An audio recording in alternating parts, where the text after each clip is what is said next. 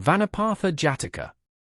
The Bodhisattva was once a merchant who led large ox-cart caravans to trade with distant lands.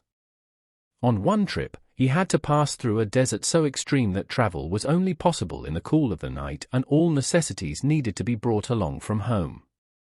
There was no track, the desert pilot needed to navigate by the stars like ship captains do.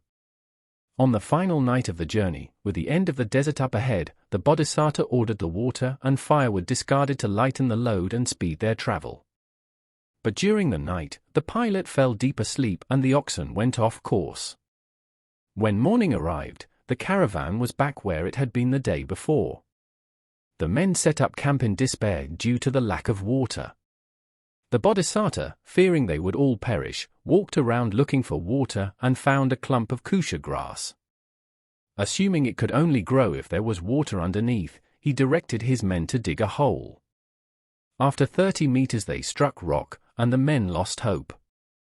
But the Bodhisattva climbed down and placed his ear on the rock and heard water running beneath it.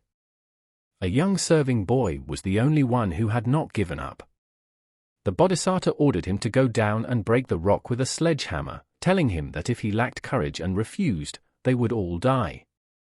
The boy did as he was told, and his blow broke the rock that had dammed the spring's rise.